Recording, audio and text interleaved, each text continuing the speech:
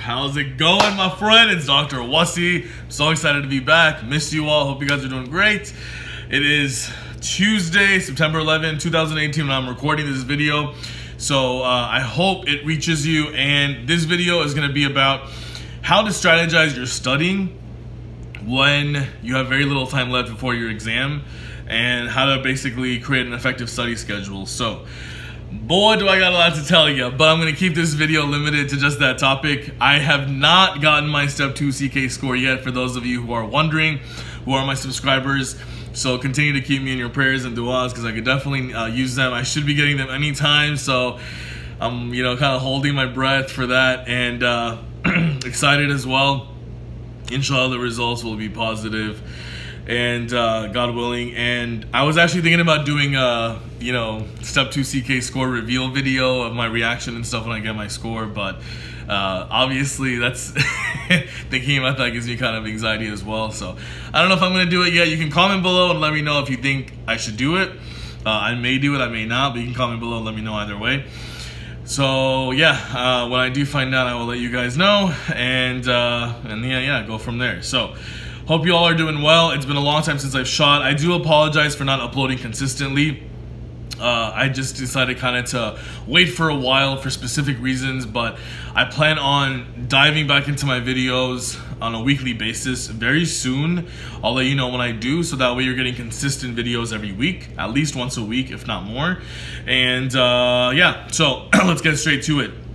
Welcome back for those of you who are my subscribers, and if you're new, welcome to my channel. You should definitely subscribe right now and hit that bell notification so you get notifications every time I upload a video, so you don't miss awesome content like this that can help you for the USMLEs and residency as an IMG. So first off, for those of you who have, first off, this led's getting kind of bright. I just got off the phone, had an amazing coaching call with a beautiful, kind gentleman. I say beautiful, I don't know how he looks, but I say beautiful as in beautiful soul. I'm all about that, and I truly believe that we can gauge people's energy, and so I really enjoy talking to this gentleman. And I usually, I've done coaching and coaching calls in the past with clients on confidence coaching and mindset coaching, life coaching in general. I have not done coaching for the USMLE and where I've recently taken my channel in the past few months with studying and stuff, but I have gotten lots of requests for coaching, so I do appreciate that. It's very humbling, and this wasn't something I planned on doing, but this fellow had reached out to me a few times, and I just kind of made the time to reach out to him. But for those of you who have not been able to get back to you, I sincerely do apologize. I hope to get back to you, but as my channel continues to grow and I continue to get more people reaching out to me, it is going to be more tough for me to reach out to everybody. So if I don't, please forgive me for that. I humbly request that, and hopefully I will be able to, in one way or another, get you the knowledge and information you need, either directly or through my videos. And of course, you can always comment below and let me know if you have questions. I try to get to all of them. If I haven't been able to, I do apologize again, but I'll continue trying. Of course, I'm only human, and I have I work jobs as well, and I have a life, and I'm married, and there's always a lot going on. So I was actually traveling last week. I was in Florida, so I came back just a couple of days ago, and yeah, just been back to work and stuff, so it's been crazy. But with that said, speaking of being busy, speaking of having a crazy life, I know all of us do, and I know when you have very little time left for studying, a big question for a lot of people is, should I do NBMEs? Should I do UWorld self-assessments? Should I focus my energy more on doing questions, or on studying material, reading, or watching videos? And those are all excellent questions. So for that, honestly, it does vary depending on your current situation and where you are. I have no idea of gauging where you are, but generally speaking, I think the best way that you can really go about this is have a solid strategy. And the reason why I use the word strategy is because a lot of us don't think of our last few days or few weeks of studying as a strategy.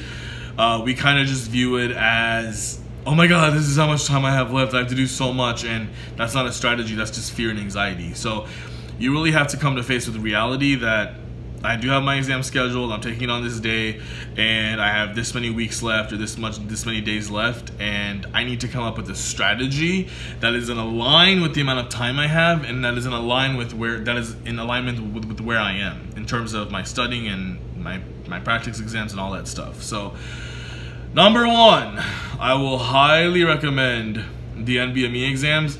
I know a lot of people will say that the NBME are a lot more accurate score predictors for step 1, and they are less accurate score predictors for step 2.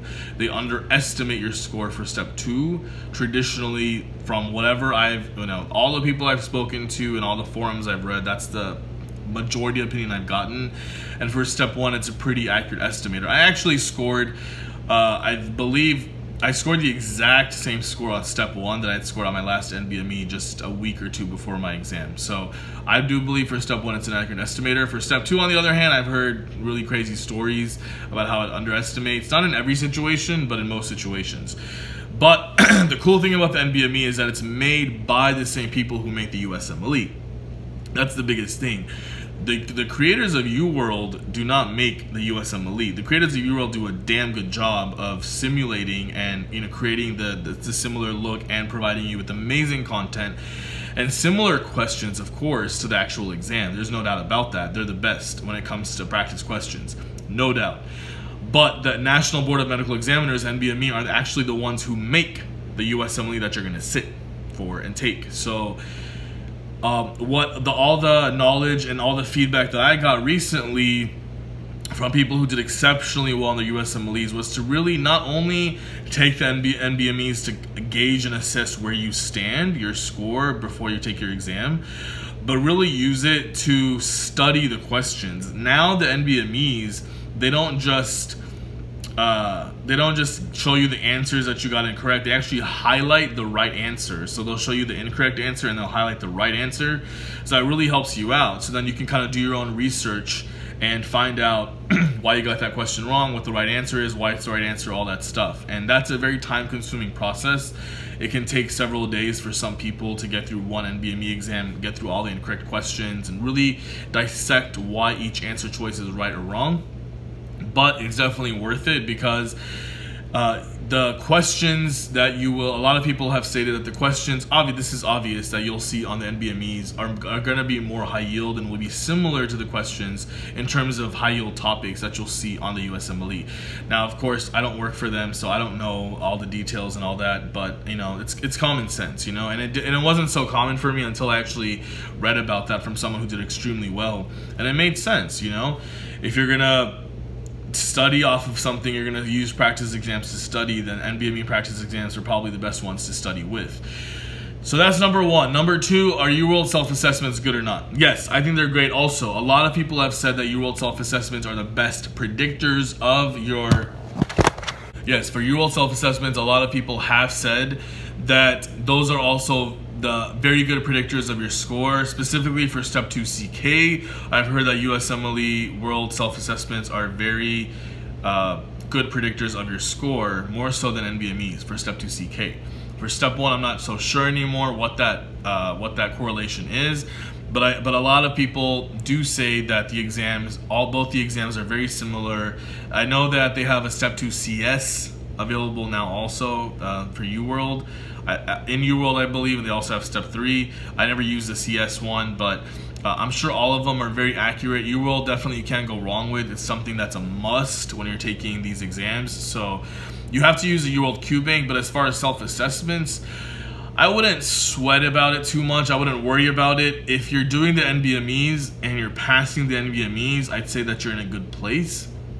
So I wouldn't worry so much about trying to get the UWorld self-assessments done.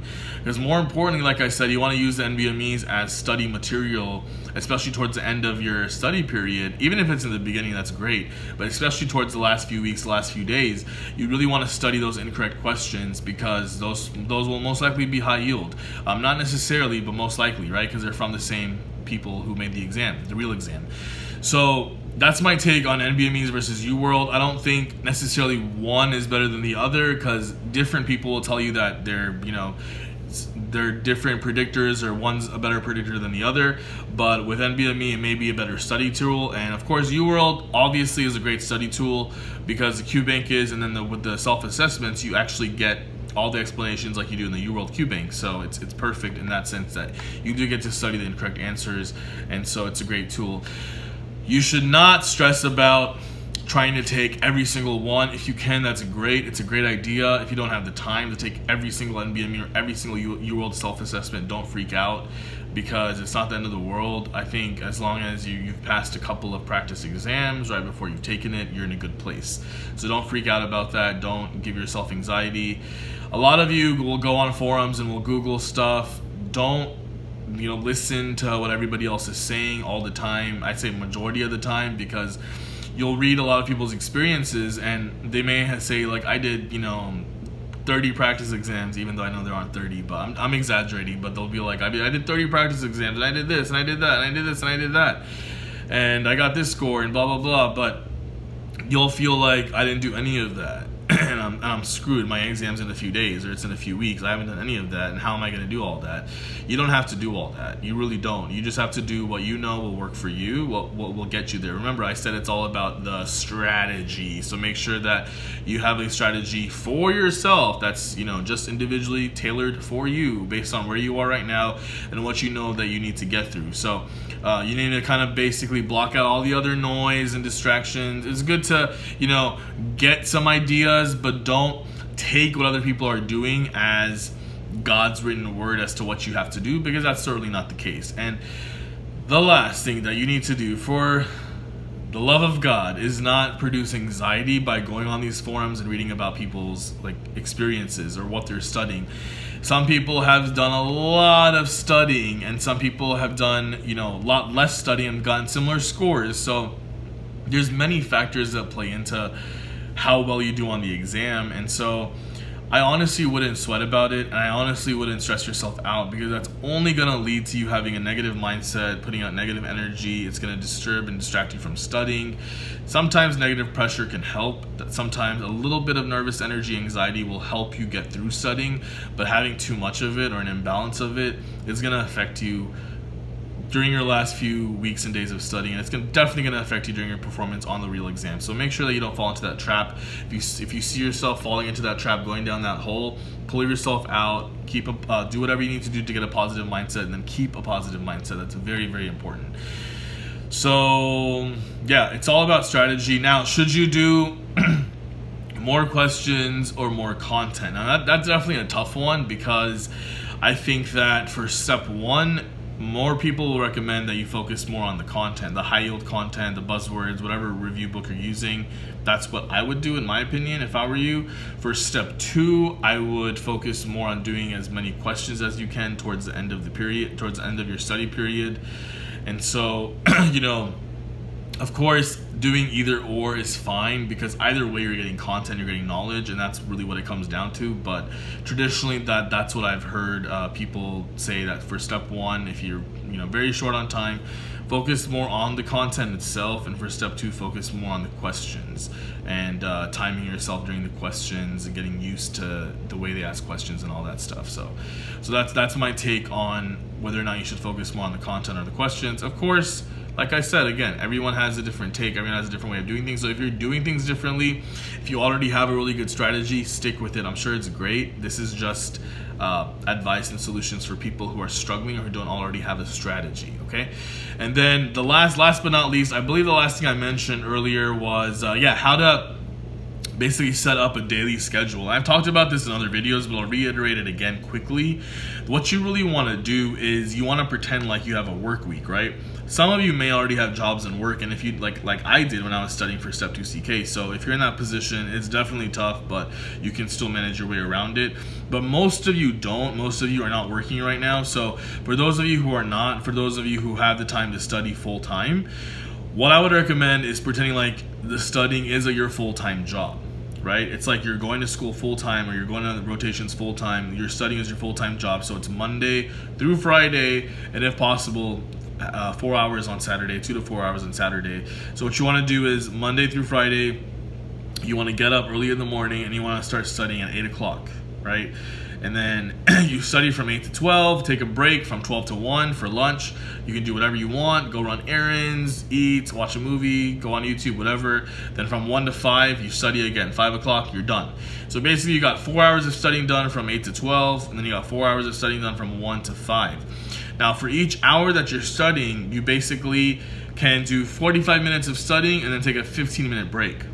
So from 8 to 8:45, 45 minutes of studying, then a 15-minute break till 9. So then from 9 to 9:45 you want to study, and then from 9:45 to 10 take a break. So basically you can do it that way. One of my friends did it that way. It worked very well for them. I kind of did it that way, but I felt like 45 minutes wasn't enough, so I would do up to like 50 minutes sometimes, and I would take a 10-minute break. Sometimes I wouldn't take a break at all. I would just go the full hour, then I would take a 10-minute break, and then do 50 minutes, and then do a full hour. So, you know, you kind of just have to play around with it. If you're someone who needs a really regimented schedule, strict, then I would place a timer on your phone, and that's what I did, and I would do it that way. And it's very tempting to go over your breaks, you know, when you're eating or watching a YouTube video or, you know, playing a game online or whatever. I actually don't ever play games online. I'll usually just watch something that's inspirational, motivational, educational on YouTube, or I'll go for a walk, I'll work out, I'll go get food, I'll eat, whatever. You know, those are usually what I do during my breaks. If I need to run an errand or make a phone call, I'll do that as well. So make sure you don't go over your break time. That's very important. Treat it like a job. Treat it kind of like you're at the workplace and your boss is hovering over you and watching how much time you're taking off. And you can only take a certain amount of time off. If you're that disciplined with yourself, then you will succeed. The first few days it may seem like you're not getting a lot of studying done, and I'm saying this even for people who have a few days left of studying. If you've been struggling with having a consistent study schedule, you can still use this for the last few days or the last few weeks. And if you're someone who's just starting, of course you can use it from the beginning. So I would highly recommend doing that. It just gives you a good system. Most of you are going to take your exams at 8 in the morning or early morning, so it's good to get your mind used to answering questions or studying early morning. So I would highly recommend that. And of course Saturday you can then just do 2 to 4 hours in the morning, and so that you're getting some knowledge and content in. And then Sunday, take the whole day off, right? You always want one day off where you can just kind of recharge, not study, give your mind a break, give your mind some rest.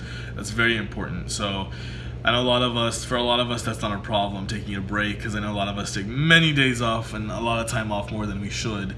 It's much harder for us to actually sit and get the studying done. So if that time doesn't work for you, 8 to 5, change it to 9 to 5 or 9 to 6. And if you know you're starting out, or if you've been struggling, you don't have to do the full 8 hours. I know that can be very tough for a lot of you who haven't been studying consistently. So start with just 2 hours a day, then work your way up to 4 hours, and work your way up to 5 hours and 6 hours, you know, and you can do that every week or every other day depending on how much time you have. You can't go from 0 to 100 in a day, you know, so don't be too hard on yourself and don't get frustrated and quit altogether if you're not able to succeed in building a good study schedule that's a solid 7 to 8 hours of studying a day. Just kind of, you know, work your way up to that level, and once you're consistent, everything will be a piece of cake and you'll get the information in, and studying will become super easy for you. So I hope that helps you, my friend. You know, let me know, comment below, let me know if there's anything else you'd like me to discuss or talk about in my next videos regarding USMLE studying and residency. I know a lot of you are applying for the match this year, so best wishes for that. Good luck with that. I was actually going to do some videos on that as well, how to do, you know, personal statements effectively, and I've actually helped a lot of people with personal statements, write their personal statements, and these friends have matched into residency. So, you know, that's kind of a credential I can talk about. But I also, you know, I've applied for residency in the past too, so I know what the application entails. I know how to go about the whole letter of recommendation process, all that. But since most people who are applying will be applying at the time I'm shooting this video, this coming Saturday, September 15th, I don't know if people still need help. If you are someone who still needs help, or you're planning on applying later this season, let me know if you'd like me to do videos on that or provide any services that you would need for that. I'm happy to definitely think about it and do whatever I can. So with that said, my friend, like I always say, I got nothing but love for you. And remember that God loves you even more, because he does. And remember that you're never alone in this journey of life or the USMLEs in residency, because I'm always here with you. Always, always. So never forget that. And of course, remember to stay positive, eat as healthy as you can, get some movement in every day. And I will see you in the next video. Make sure to comment below, hit the thumbs up button, because that helps my ratings. You know I need that. And I'll see you in the next video. Lots of love.